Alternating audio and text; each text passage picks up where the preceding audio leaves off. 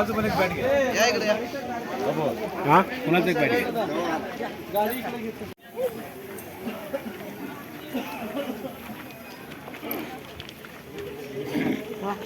Hello इकडं वरडा की गप्पे कुठं चालत नाही.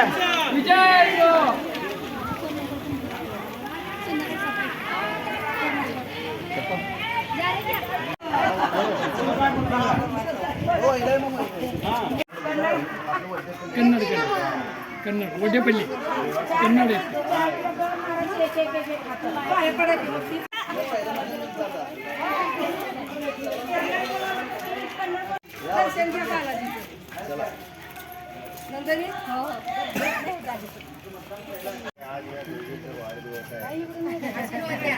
आज आम्ही महाविकास आघाडी काँग्रेस पक्षाचे 4 अधिकृत उमेदवार ब मधून मी संजय हनगट्टी, ब मधून अर्चना जाधव आणि क मधून राजनंदा डोंगरे आणि ड मधून कुणाल गायकवाड असे 4 उमेदवार काँग्रेस पक्षाचे आम्ही उमेदवार या ठिकाणी पक्षाच्या माध्यमातून मतदारापर्यंत पोचत असताना मतदारांचा एकंदरीत कौल पाहता हे काँग्रेस पक्षानं आम्ही 4ही उमेदवारावर मतदार कौल देत आहे.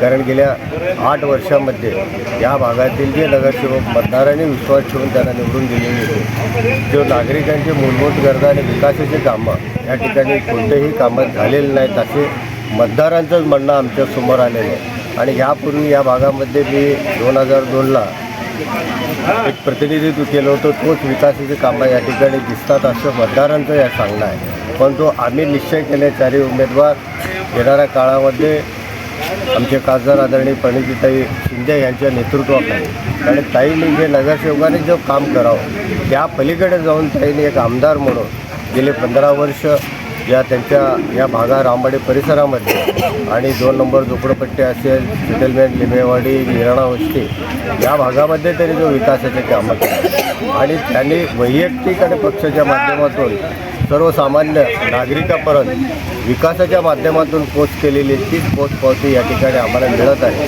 निश्चित येणाऱ्या काळामध्ये नागरिकांच्या ज्या पाण्याच्या समस्या असतील, ड्रेनेज असतील, रस्ते असतील, दिवाबत्ती असेल आणि त्याचबरोबर जे सुशिक्षित बेरोजगार आहेत त्यांना आम्ही रोजगार उपलब्ध देण्याचा त्या ठिकाणी प्रयत्न करणार आहोत.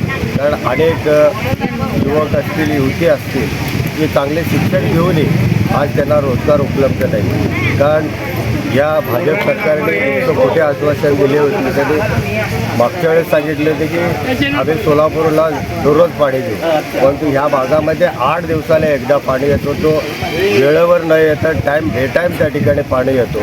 आणि ह्या भागातील जे नागरिक आहेत जे कष्टकरी आणि मोलमजूर करून खाणारे हे नागरिक आहेत, त्यामुळे त्यांचं काय तिकडे काम बघावं का पाणी भरावं आणि ह्या बाबतीत अत्यंत दुर्लक्षपणा ह्या झालेला आहे. निश्चित येणाऱ्या काळामध्ये आम्हाला आत्मविश्वास आहे. आम्ही 4ही उमेदवारांना या ठिकाणी त्यांच्या मताच्या आशीर्वादाने महापालिकेत पाठवून त्यांची सेवा करण्याची संधी उपलब्ध करून देणार आहे.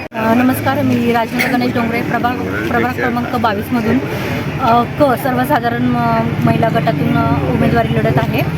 आपल्या प्रभागामध्ये आम्ही होम टू होम प्रचार केल्यानंतर आम्हाला अनेक समस्या जाणून आल्या की जसं काय गटार आहे, रस्त्याची, परत पाणी न वेळेवर न आल्याने पाणी कधी पण येते, रात्री अपरात्री, सकाळी, पहाटे आणि त्याला टायमिंग नाही आहे.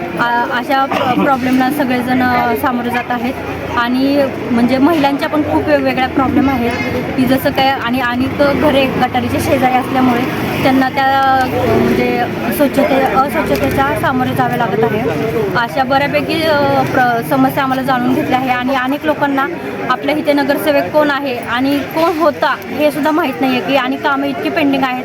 सगळे सांगायला लागलेत की आम्ही मत कोणाला द्यायचं कोणाला नाही द्यायचं हेच कळत नाही आहे. आणि आमच्याकडनं तर म्हणजे त्यांचा प्रतिसाद चांगला आहे. मी फक्त एकच सांगू इच्छिते बाकीच्यांना, म्हणजे आपल्या जे जनताला, की तुम्ही मतदान करता आहात ते विचार करून पूर्वक करा. तुमचं एक मतदान हे लाख मोलाचं असतं. आपलं मतदान तुम्ही असंच म्हणून करू नका. तुम्ही मतदान जे करताय ते योग्य विचार करून सुशिक्षित लोकांना आणि आपल्या प्रभागात काम करणाऱ्या लोकांना मतदान करा आणि आमचा काँग्रेस पक्ष हा सर्वसामान्य जनतेला आणि सर्व जाती धर्माला मिळून चालणारा पक्ष आहे. मी प्रभाग क्रमांक 22मधून सौ अर्चना युवराज जाधव मधून मला उमेदवारी मिळालेली आहे.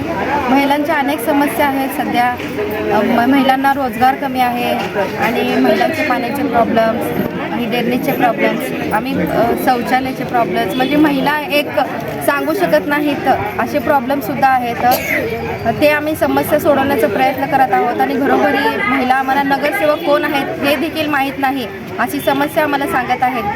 ते आम्ही चौघंही या प्रभागामध्ये विकास करण्याचा पुरेपूर प्रयत्न करू आणि आम्हाला संधी द्यावी हीच आम्ही विनंती करत आहोत. नमस्कार, मी कुणाल देवीदास गायकवाड, प्रभाग क्रमांक 22 मधून मी निवडणूक लढवत आहे.